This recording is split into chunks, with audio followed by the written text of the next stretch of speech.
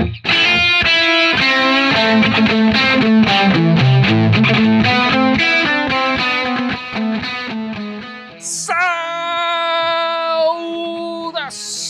Vai, Corinthians!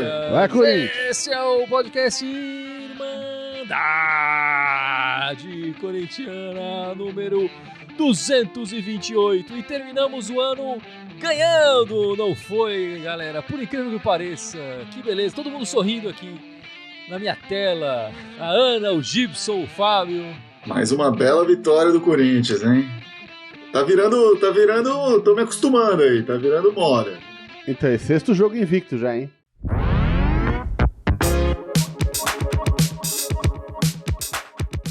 Bom, como não pode deixar de ser, a gente está gravando esse podcast logo depois da partida, vitória de 2-0 do Corinthians sobre o Botafogo. Então vamos começar falando do jogo, é claro, né? O Mancini começa a partida, como o Cantillo ainda está machucado e tal, ele repete a escalação do jogo passado, que foi muito bem, né? Só muda a zaga, né? E coloca o Valtão ali no lugar do Cássio, que também estava machucado, né? Mas do meio pra frente estava intacto. Sim. E o Corinthians fez uma partida, apesar de ter começado lento o jogo, fez uma partida muito boa, cansou de perder chance de fazer gol, né? Qual seria o seu destaque do jogo, Gibson? Puta, cara, eu gostei pra caramba do Mosquito, viu, cara? O Mosquito jogou muito, cara. Ele tá muito esperto no jogo, cara. Acabou sendo eleito o craque do jogo pela Irmandade, não à toa, né? E você, Fábio, tem algum destaque? Cara, eu vou dar um destaque pro Gemerson, né? A gente conversou sobre se era o momento dele entrar já, porque, enfim, tava fora de... né?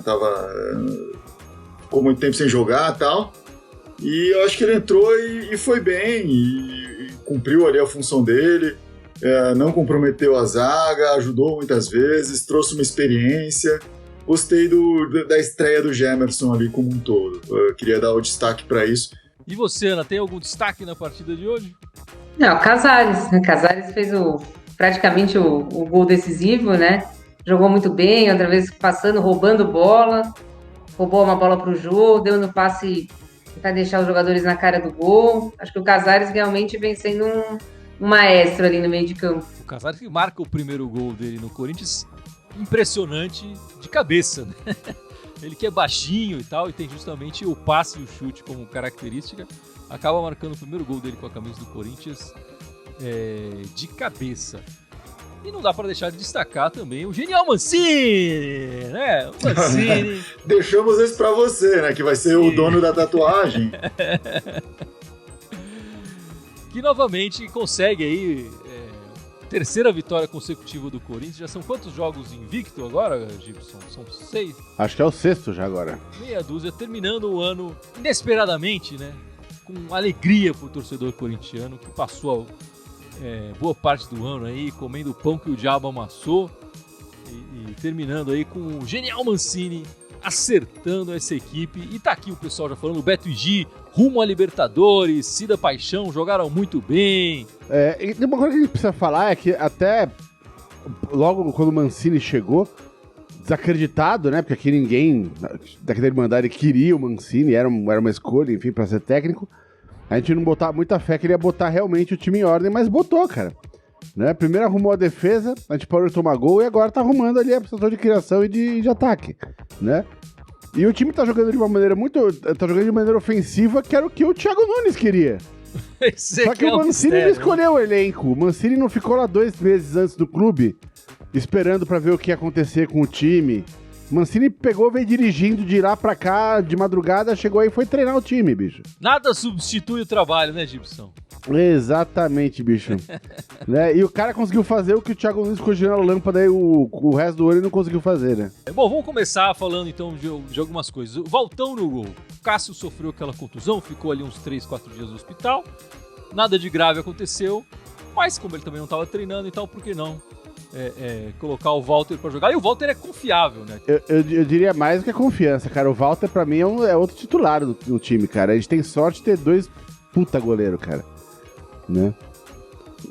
Quando o Cássio se machuca, a gente nem esquenta a cabeça. A gente fala, o Valtão vai entrar, beleza. Tipo... Eu acho que o lance mais perigoso do Botafogo no jogo inteiro foi logo aos 10 segundos, né? Daquela saída de bola. Mas fora isso, o Walter fez defesas até burocráticas, assim.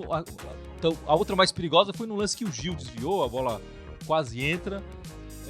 Mas tranquilo, o Walter, sossegado, temos confiança no nosso goleiro reserva, né? Ao contrário do Diego Cavalieri, que passou o jogo inteiro segurando bucha lá, né?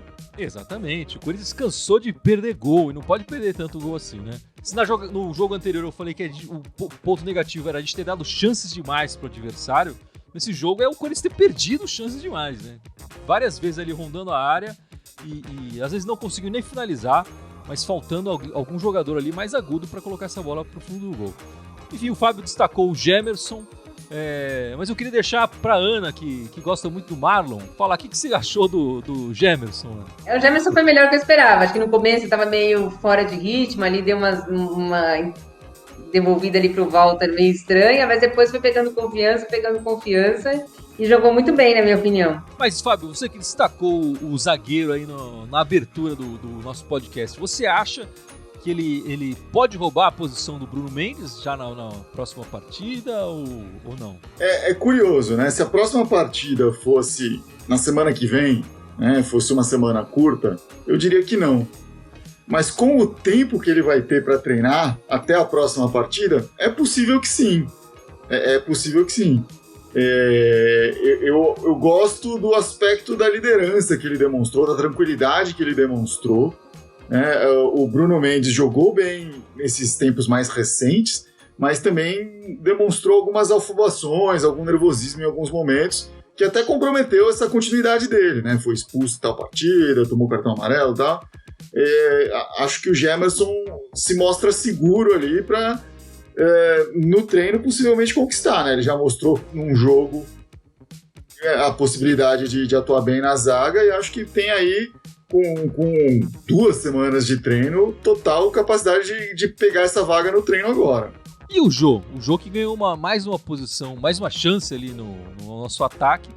E a gente sabe que o Gibson aqui é um defensor do ataque sem centroavante, né, Gibson? O que você achou no nosso Jô 77?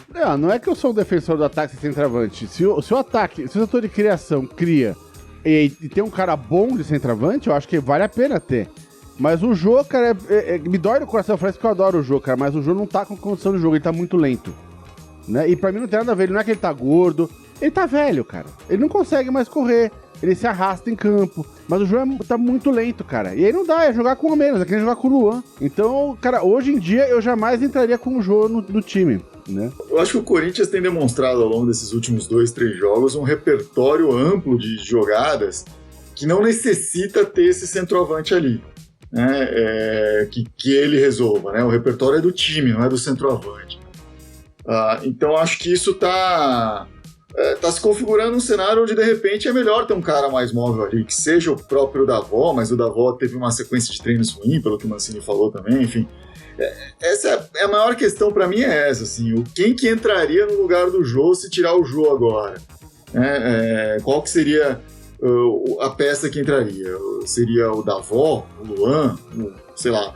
Hoje o Vital, quando entrou, uma parte do tempo acabou ficando no meio, né? E a gente falou dos destaques, não diria que foi um destaque, mas o Vital fez uma partida boa aí nos 30 minutos que jogou, não jogou 30 minutos, sei lá, 20 e poucos minutos que jogou. Eu acho que ele jogou bem, assim, de fato jogou bem. E até fez um gol ali, né? Enfim, foi mais participativo que no final. Mas não sei quem colocar no lugar do Jô ali, essa é uma das questões nessa nova formação. O reserva dele seria o Léo Natel, pelo que o Mancini falou. Eu ainda insistiria um pouquinho mais com o Jô, ainda mais que nós estamos conseguindo ganhar os jogos assim mesmo, então insistiria um pouquinho mais para ver se ele entra em ritmo e a gente ganha aí um goleador de novo. O Corinthians fez um segundo tempo até melhor do que o primeiro, né? Teve muito mais chances no segundo tempo, um segundo tempo muito mais veloz, acho que até por ter saído na frente, né, as alterações do técnico adversário não surtiram efeito e o Corinthians começou a desperdiçar chances, assim, isso precisa ser... não pode perder tanta chance assim. E de novo, com felicidade, eu vi vários jogadores saindo de campo exauridos, assim, cansados, depois de correr muito num campo pesado, com chuva, o time atacou o tempo inteiro, Mancini mudando completamente o ânimo da equipe, né? Queria também dar a Ana destacou o Casares, né? Que fez o gol e tudo mais. E o Casares, ele fez o primeiro gol dele, mas ele já fez 4 assistências, né? Então ele já, em poucos jogos, em 15 jogos pelo Corinthians, ele já foi responsável direto por 5 gols ali, de uma forma ou de outra. Acho que tá fazendo uma diferença técnica nesse Corinthians de hoje, né? Mas eu queria falar sobre um comentário do Gutinho Dias, que ele falou: Corinthians perdemos muito tempo com o Thiago Nunes e o Coelho era pra gente estar brigando pelo título. O Thiago Nunes foi uma opção da diretoria e realmente a gente perdeu um tempo danado com isso, né? Se você for pegar o aproveitamento do Mancini, tá em torno de quanto, Fábio, o aproveitamento do Mancini hoje em dia? No brasileiro, o Mancini tem um aproveitamento de 66,63%, 2/3 dos pontos, né? Com esse aproveitamento do Mancini, desde que ele chegou, a gente poderia estar brigando pela liderança do campeonato ali, se ele tivesse desde o começo do campeonato. Então, se a gente não tivesse perdido realmente esse tempo com o Thiago Nunes, cara, e essa baboseira toda dele, a gente estaria brigando ali na frente do campeonato. Tem muita gente falando aqui do Ramiro, Walter Baigan, Ramiro não cabe nesse time. E o pessoal lembrando que ele levou o 3º amarelo aqui. Frank Barbosa, o Ramiro errou 90% dos passes, Deus me livre. Quem será o substituto do Ramiro para a próxima partida do Corinthians? É a pergunta que fica aqui. Acho que o Cantígio, né? Se o Cantígio tiver na posição, tiver condições de jogo, enfim, como o jogo tem bastante tempo aí, provavelmente terá. O Mosquito continua no time, porque o que o Mancini fez, né? Ele recua o Ramiro para a posição de volante, que ele jogava ali de assistente do Fagner, e coloca o Mosquito ali na direita. Eu acho que agora sai o Ramiro, entra o Cantígio e o Mosquito fica lá na direita. Até com chances, por que não, de que se o Cantígio jogar bem, se a equipe se firmar desse jeito, talvez até tirar o Ramiro da posição dele ali de assistente do Fagner. Apesar de eu achar que apesar dos passes errados, mas ele é um jogador muito importante para essa equipe. Não sei se eu tiraria o Ramiro da equipe, não. Hoje o Ramiro foi mal nessa parte ofensiva, né? O que ele tava jogando bem até nesses últimos jogos, nessa parte. Na parte defensiva, na parte tática, ele foi bem. Mas concordo com o pessoal, hoje ele errou muito. Errava os passes, tomava decisões erradas. Foi infeliz hoje o Ramiro na posição. Acho que entra então ali o Cantígio, mas o Cantígio também não tem o poder a intensidade de marcação, de correria, não é esse motorzinho aí que é o Ramiro, por exemplo, né? Bom, chegando no final do ano, eu queria propor uma brincadeira diferente aqui com a gente, para vocês e tal. Queria fazer uma pequena eleição com os jogadores do Corinthians, o elenco do Corinthians em geral, né? E eu elegi três opções para cada item aqui. Eu queria que vocês dessem os seus votos e a gente discutisse um pouco. Para vocês, quem foi o melhor defensor do Corinthians no ano de 2000? No ano inteiro, não é só no brasileiro, enfim, no ano inteiro. O melhor defensor do Corinthians em 2020. O Cássio, o Gil ou o Fábio Santos. O Fábio Santos eu fiquei na dúvida de colocar ele aqui, porque ele tem poucas partidas, né? Mas o futebol que ele vem mostrando e as notas que a gente tem dado para ele mereceu estar nesses 3 escolhidos aqui. Para você, Ana, quem foi o nosso melhor defensor em 2020? Até pelo que você falou do Fábio Santos, eu vou tirá-lo, tá? Da votação. Então, entre Gil e Cássio, pelo ano, eu vou no Gil, apesar do meu ídolo ser o Cássio, mas eu vou no Gil pelo ano, que acho que ele comprometeu menos. Eu também tiraria o Fábio Santos dessa parada aí, porque ele não tem nem 10 jogos ainda pelo Corinthians, não vale. Mas eu vou discordar da Ana, eu vou colocar o Cássio ali. Acho que o Cássio, pelo símbolo que ele é, pela pessoa que ele é, e quando o Cássio é decisivo, ele é muito decisivo, né? Eu vou discordar dos dois, porque eu acho que o Fábio Santos resolveu um problema crônico da lateral esquerda do Corinthians, embora seja há pouco tempo. Cara, ele foi uma bênção pro time ali do lado esquerdo, cara. Tem o Corinthians antes do Fábio Santos e depois do Fábio Santos, né? Não dá pra comparar com o Sid Bacon, enfim, com outras alternativas. Meu voto, apesar dele ter chegado há pouco tempo, quem mudou o jogo esse ano foi o Fábio Santos. Bom, então cada um votou em um, eu vou dar um voto de Minerva aqui e vou eleger o Gil como o melhor defensor do Corinthians em 2020, certo? E quem foi o melhor meio-campo do Corinthians em 2020? As opções são Gabriel, Ramiro ou Casares? Hoje em dia, pela ordem que botou na zaga ali, eu iria no Gabriel. São tipos de jogadores muito diferentes, né? Você colocar melhor meio campo, mas um tá pra fazer uma coisa, outro faz outra função. Eu vou colocar o Gabriel, assim, porque o Gabriel, além da consistência, né? Ele foi um cara que... ele começou o ano no Corinthians, várias vezes ele entrou e ajudou, mas por conta de opções do técnico, né? Eu não quero esse cara assim, com esse estilo, saiu. E com o Mancini agora ele se consolidou mais ainda, né? Mas é um cara que ajudou o ano inteiro e sempre que entrou, contribuiu. Eu vou com o Gabriel nessa também. Agora vai chover crítica em cima de mim, mas vamos lá. Aê. O único dos três aí que jogou com os três técnicos e foi destaque com os três técnicos foi o Ramiro. Então, pra mim, o Ramiro. Mas então tá, melhor defensor o Gil, melhor meio campo o Gabriel, melhor atacante do ano o Jô, Bozelli ou Davó? Pra você, Fábio, começar. Pra você ver como a posição tá boa, o Bozelli tem 21 partidas no ano, o Jô tem 23, o Everaldo tem 23, o Wagner Love tem mais partidas que o Davó no ano. O Wagner Love jogou 7 vezes, o Davó jogou 6. Né? O Mosquito tem 17. O Natel jogou mais que qualquer um, tem 24 partidas. Né? Tá difícil, né? Você pensar qual que é o destaque. Desses caras aqui, eu acho que o melhor momento do Corinthians no ano é agora. Ok? E agora a gente não conseguiu definir um atacante. O melhor momento que o Corinthians teve com um atacante definido foi pós-pandemia, aquela reta final do Paulista, com o Jô no ataque. E o Jô fazendo gols. Né? O Jô sendo um destaque do time. Então eu vou com o Jô. Eu acho que dos três, apesar do Jô ser criticado e todo mundo aqui concordar, o Corinthians precisa de um atacante novo, eu acho que o Jô, desses três, e mesmo de qualquer outro atacante que a gente possa colocar ali, é o destaque. Impossível decidir melhor atacante.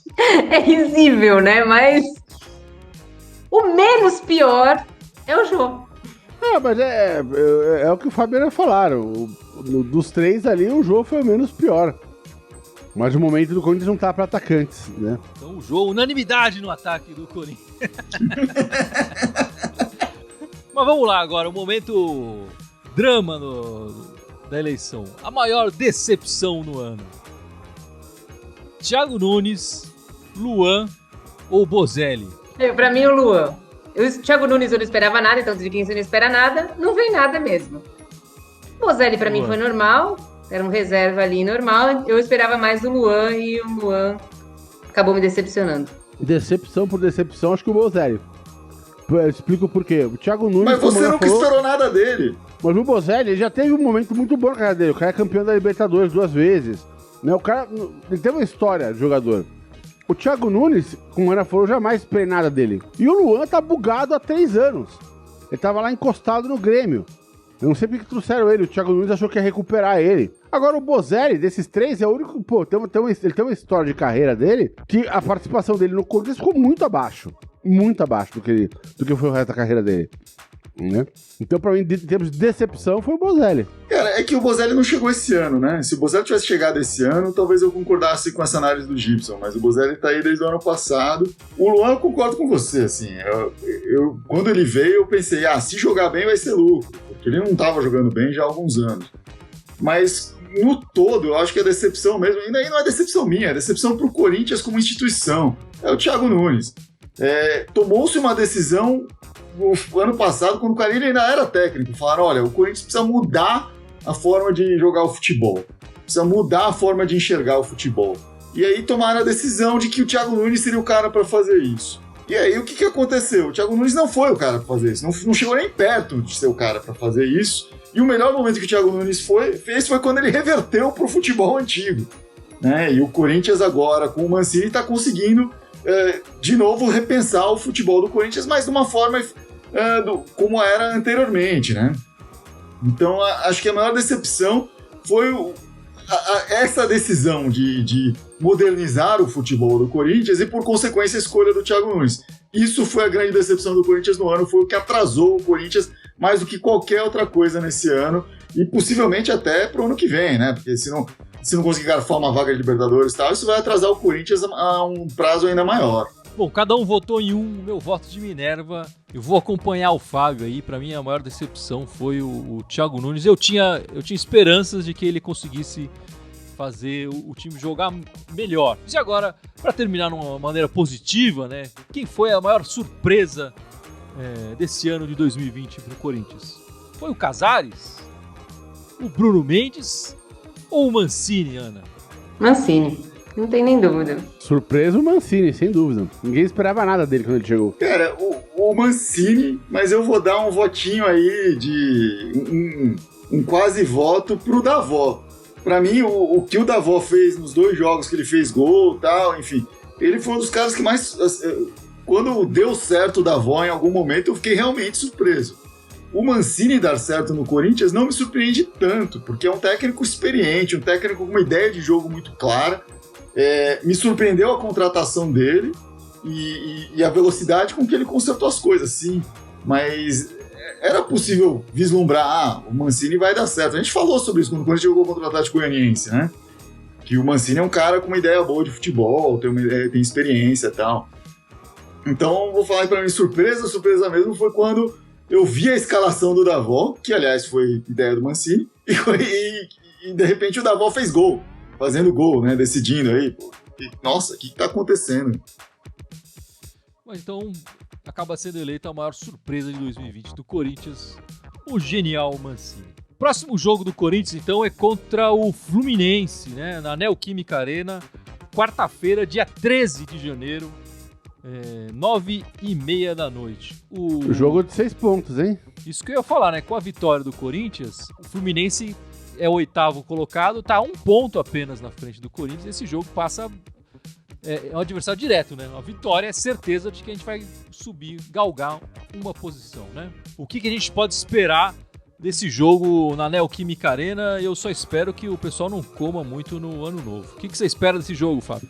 Cara, como agora a gente tem um técnico, eu espero que o Corinthians entre moldado e pronto para enfrentar esse Fluminense, né? É um jogo de 6 pontos aí, né? Como você falou, tem uma disputa direta aí, lugar na tabela.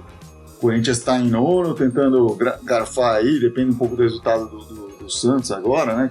Que tá jogando agora. Mas tentando garfar uma vaga já agora, num G8, G7, a entrar nesse bolo aí. Porque pode ser, com os resultados da Copa do Brasil e da Libertadores, que vire um G8 isso aí, né?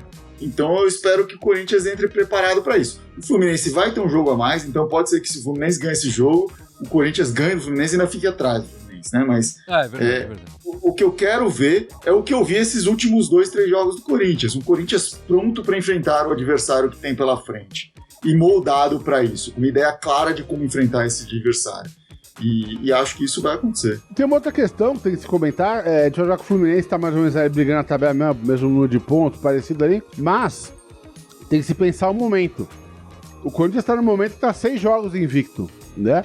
Tá no momento ascendente. E o Flu tá no momento muito ruim. Nos últimos 5 jogos, empatou 2, ganhou 1 só e perdeu os últimos 2 jogos. Então a maré não tava fechando no Flu, não. É momento pra chegar em cima deles, vão jogar em casa. Tem que ganhar esse jogo aí. Eu espero que jogue a mesma coisa que vem jogando nos últimos 3 jogos. Espero que não caia aí por causa dessa parada. Que o Genial Mancini mantenha o time unido e focado, né, nesse começo de ano. E eu espero que, se algum jogador do Corinthians foi convocado para a festa do Neymar, não vá e treine mais e que continue focado no futebol, né? No futebol, né? Mas isso é uma coisa que a gente tem que falar. O que tá legal de ver, além de, obviamente, ver o Corinthians jogando bem, etc., e acho que todas as coisas estão relacionadas, é ver o grupo afim de jogar, assim, gostando de jogar bola, né? Parecia que a gente viu o time com o Coelho, com o Thiago Nunes, parecia que era um time que tava, assim, tá jogando futebol para receber salário, não tá jogando futebol porque quer jogar futebol, porque gosta de futebol, tá jogando só para ser pago e pronto. Às vezes ganha, às vezes perde, foda-se, não importa, né? Então, isso é muito legal, ver o clube, o time voltando a ter gosto pelo jogo de futebol. Isso é muito bacana de ver E só lembrando, pessoal, como agora vai ter esse intervalo de jogos do Corinthians e tal, a Irmandade também vai fazer uma pequena pausa, né? A gente está fazendo o nosso último podcast aqui do ano e a gente vai fazer o pós-jogo na quarta-feira, dia 13, mas a gravação de domingo do podcast volta só no dia 17 de janeiro, a gravação do podcast dominical que a gente faz aqui, certo? Mas o pós-jogo do dia 13 a gente vai fazer com certeza. Quer falar das meninas, Fábio? Claro. A gente já falou, né? Na semana passada terminou o ano das meninas, elas conquistaram aí o Paulista também, além do brasileiro que já tinham conquistado. Algumas coisas importantes aí sobre o time. A goleira Lele, que completou 100 jogos pelo Corinthians justo nesse último jogo do ano, anunciou que não vai retornar ao time, e isso já gerou uma preocupação para muitos dos torcedores aí. Vi nas redes sociais o pessoal perguntando, pô, não pode deixar o time sair e tal. Então, acho que em resposta a isso, o time tem falado muito sobre quem renovou aí com o Corinthians nesse ano. Queria passar um pouco sobre essa lista e também destacar uma coisa, né? Porque no feminino, ao contrário do masculino, que são contratos mais longos, o feminino a tendência são contratos mais curtos, contratos de 1 ano, no máximo 2 anos, por vários motivos. O primeiro é que, assim, há uma projeção de valorização do futebol feminino, então um contrato que eu faço hoje longo, daqui a 2 anos pode estar muito obsoleto em termos de valores, né? E também porque é muito incerto ainda, né? Então tem muitas jogadoras com contrato terminando esse ano, né? E muitas delas reafirmando que vão retornar ao Corinthians. Vamos lá. A Paty, que é importante, que é a goleira reserva, né? Então tá voltando aí, já que a goleira titular saiu. A Pardal, a Ingrid, jovem talento do Corinthians, está retornando aí também. Adriana, atacante, voltando. Crivellari voltando. Vicky Albuquerque, outra jovem, muito talentosa. Érica, zagueira da seleção, tá aí de volta também. A Tamires, também da seleção, também de volta. Ela e a Érica alternam aí a faixa de capitão, são muito importantes para o time. Gabi Portilho, Gi Campiolo, a lateral esquerda Catiúcia, Diane, volante, que foi titular nessa reta final aí, tá de volta também. A Grazi, acredito que a Gabi Nunes, né, já ainda tem contrato para o ano que vem, então ela não tá nesse bolo de anúncios porque já está contratada. Um nome que está faltando aqui é a Andressinha, porque a Andressinha foi contratada para este ano, para o Corinthians, e gostaria de vê-la renovando aí para continuar no Corinthians, né? Tá vendo o mercado, mas espero que o Corinthians consiga valorizá-la e mantê-la no time também. Vale o esforço para segurar a Andressinha, sim. E ainda falta a Gabi Zanotti, né? É difícil saber a situação contratual das meninas, né? Porque não é uma informação tão clara assim, né? Eu tentei dar uma pesquisada para ver, assim, se você pesquisa no masculino, você consegue saber quando que tá acabando o contrato do Jonathan Cafu, sei lá, de quem, enfim. Das meninas é mais difícil a gente saber. Mas sim, se a Zanotti tiver com contrato para vencer ou vencido, tem que voltar de fato. É mais importante a Zanotti do que o Jonathan Cafu. Mas nem se colocar o Jonathan Cafu no feminino dá certo. Não tem jeito, não. Deixa eu até aproveitar um comentário aqui, porque eu ia falar sobre isso, esqueci de colocar no Fábio Otávio falando aqui. O Corinthians precisa contratar a Marta.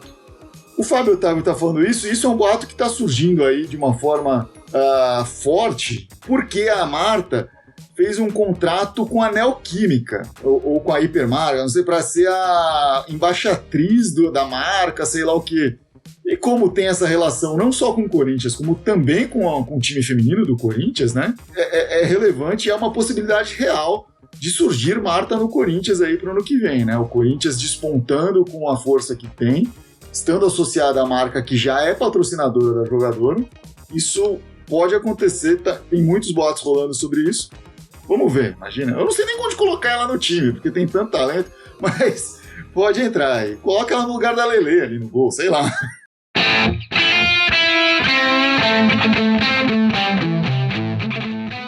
Então agora vamos encerrando este último podcast de 2020, desejando um feliz ano novo para todo mundo aí.